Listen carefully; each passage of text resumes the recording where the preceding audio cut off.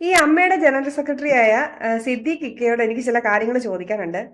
താങ്കളെ തെരഞ്ഞെടുത്തപ്പോൾ മുതൽ താങ്കൾ സിനിമയ്ക്കെതിരെ പ്രവർത്തിക്കുന്ന എല്ലാവർക്കും പണി കൊടുത്തു തുടങ്ങിയിട്ടുണ്ട്. ആദ്യമേ ആറാട്ടണ്ണനായിരുന്നു. അത് കഴിഞ്ഞ് ഈ പറഞ്ഞ പോലെ ചെകുത്താൻ. ഇതിനിടയ്ക്ക് ആസിഫ് അലി അപമാനിക്കപ്പെട്ടു എന്ന് ആസിഫ് അലി പോലും തിരിച്ചറിയുന്നതിന് മുമ്പ് താങ്കൾ പിന്തുണ പ്രഖ്യാപിച്ചായിരുന്നു. ഇതൊക്കെ നല്ല കാര്യം തന്നെ. എനിക്ക് ചോദിക്കാനുള്ള, നിങ്ങളുടെ സിനിമാ ഫീൽഡിൽ ഇനിയും കെട്ടിക്കിടക്കുന്ന പരാതികൾ ഒത്തിരിയുണ്ട്. നടപടിയാകാത്ത മീറ്റു പരാതികൾ ഒത്തിരിയുണ്ട്. അതിനൊക്കെ എതിരെ എങ്ങനെയാണ് നിങ്ങൾ പ്രതികരിക്കുന്നതെന്ന് അറിയാൻ എനിക്ക് ആഗ്രഹമുണ്ട്. ഈ പറഞ്ഞ പോലെ ഈ പ്രമുഖര് ഉണ്ടായിരുന്ന ഒരു സിനിമാ സെറ്റില് ഒരു പെൺകുട്ടിക്ക് ജ്യൂസ് കൊടുത്ത് ആ കുട്ടിയെ ചൂഷണം ചെയ്ത് ആ വാർത്ത ആ സിനിമ ഇറങ്ങിയിട്ട് എത്ര വർഷത്തിന് ശേഷമാണ് നമ്മൾ പോലും അറിയുന്നത്.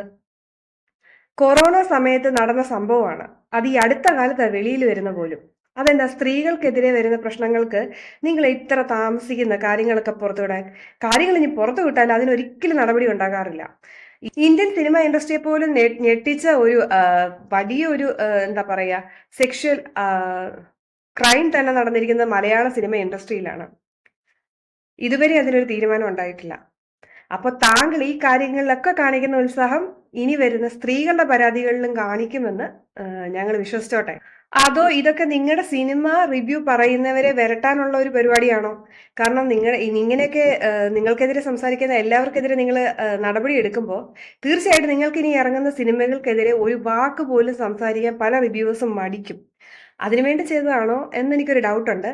അല്ല എന്നുണ്ടെങ്കിൽ തീർച്ചയായിട്ടും സ്ത്രീകൾ പറഞ്ഞിട്ടുള്ള പരാതികൾക്ക് ഉടനെ നടപടിയെടുക്കണം. ഇനി സ്ത്രീകൾ പരാതിയുമായിട്ട് വന്നാലും ഇതേ ചൂടോടുകൂടി തന്നെ കാര്യങ്ങൾക്കൊക്കെ ഒരു വ്യക്തത വരുത്തണം കേട്ടോ. പിന്നെ ഞങ്ങൾ ചെറുത്താനും ഒരിക്കലും ഞാൻ സപ്പോർട്ട് ചെയ്യുന്നില്ല. കാരണം ഇന്ത്യൻ ആർമീനെയൊക്കെയാണ് ആ വ്യക്തി അപമാനിച്ചിരിക്കുന്നത്. അവർക്കെതിരെ നടപടിയെടുത്തേ നമുക്കൊരു പരാതിയില്ല. പക്ഷെ എല്ലാവരോടും ഒരേ സമീപനം ഉണ്ടാകുമെന്ന് വിശ്വസിക്കുന്നു.